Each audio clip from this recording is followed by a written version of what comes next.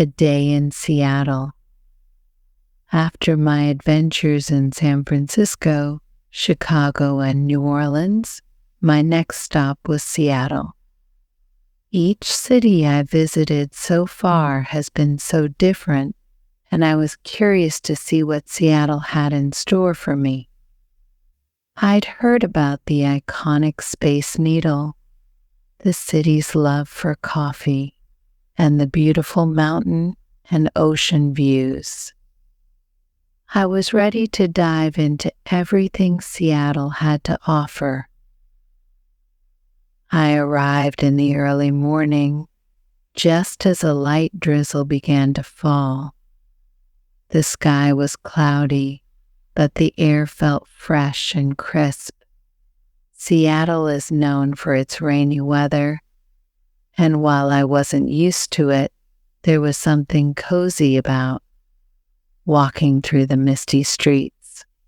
My first stop was the famous Pike Place Market. This market is one of Seattle's main attractions, full of food stands, fresh produce, handmade crafts, and flowers. As soon as I walked in, I could smell the strong scent of coffee mixed with the sweetness of fresh flowers. I learned that Pike Place Market has been around since 1907, making it one of the oldest continuously operating markets in the country. One of the highlights of Pike Place is the fish market.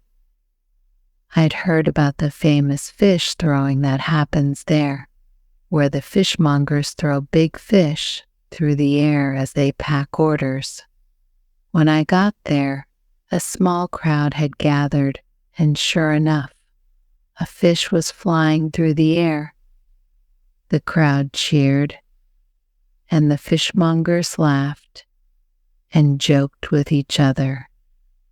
It was a fun tradition and something I'd never seen before.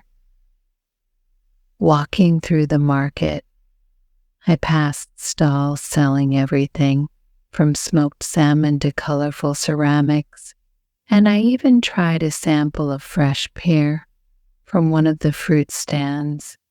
The market felt lively and friendly, with people calling out to each other and chatting as they browsed. After exploring the market, I couldn't leave without trying some Seattle coffee. I stopped at the very first Starbucks, which opened in 1971 right in Pike Place Market. The store still has its original wooden sign, and inside it has a classic cozy feel. I ordered a cup of coffee and sat by the window, watching people walk by with their umbrellas. The coffee was warm and strong, perfect for the rainy day. I learned that Seattle is sometimes called the coffee capital of the U.S., and it's easy to see why. There were coffee shops on almost every corner, each one with its own style and personality. Next, I walked to the Seattle waterfront, where I could see Puget Sound stretching out in front of me. The water looked dark and calm, with small boats moving slowly across the surface. I took a short ferry ride to get a view of the Seattle skyline from the water.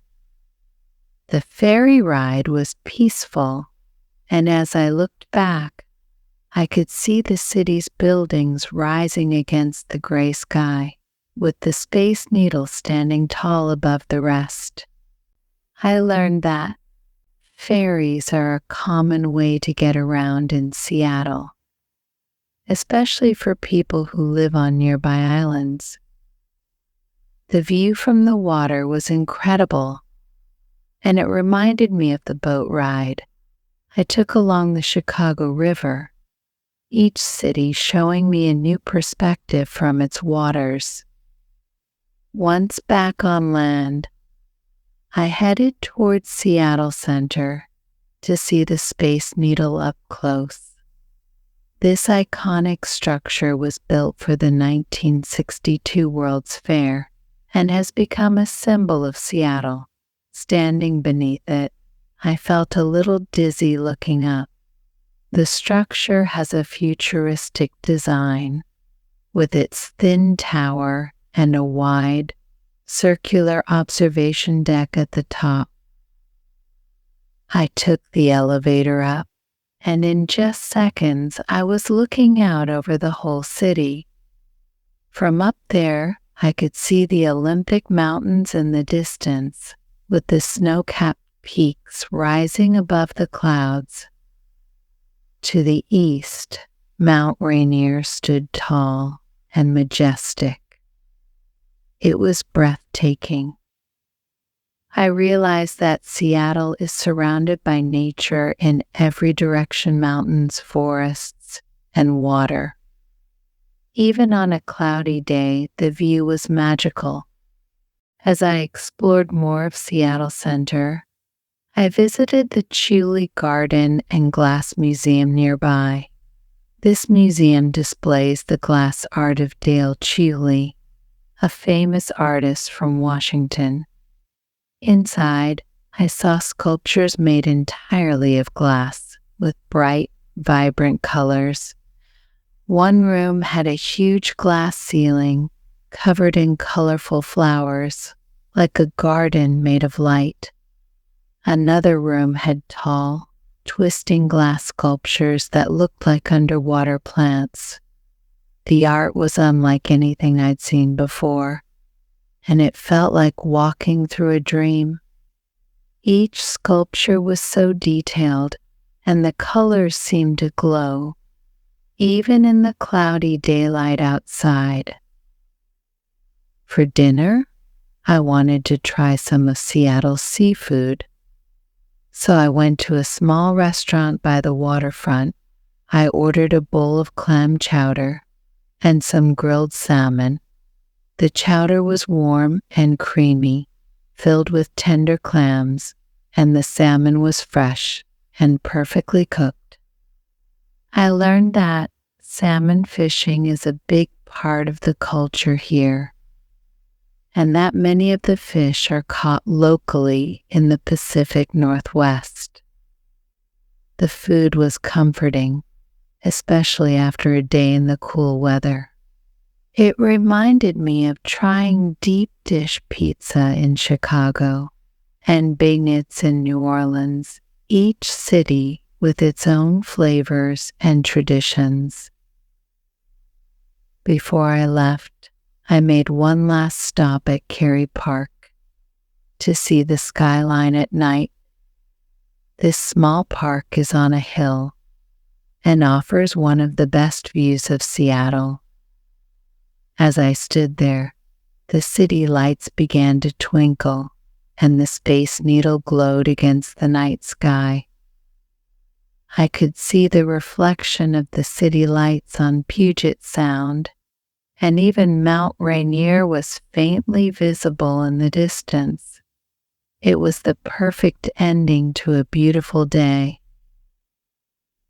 As I walked back to my hotel, I thought about how Seattle was unlike any other place I had been.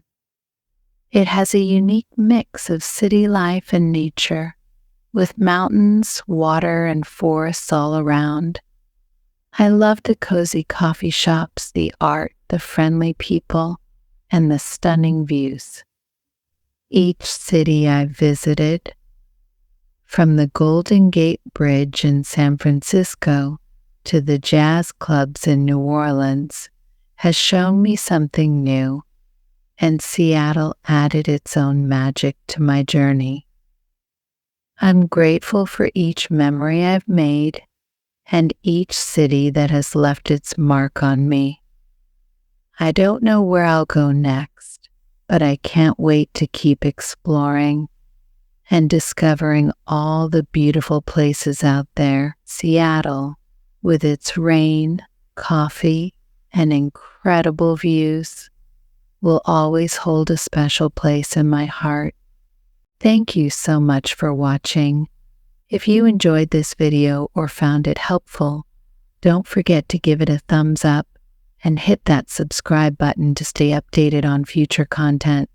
We'd love to hear your thoughts, so drop a comment below and let us know what you think or what you'd like to see next. And if you want to stay connected, make sure to turn on the notification bell so you never miss an update. Thanks again for being part of our community, and we'll see you in the next video.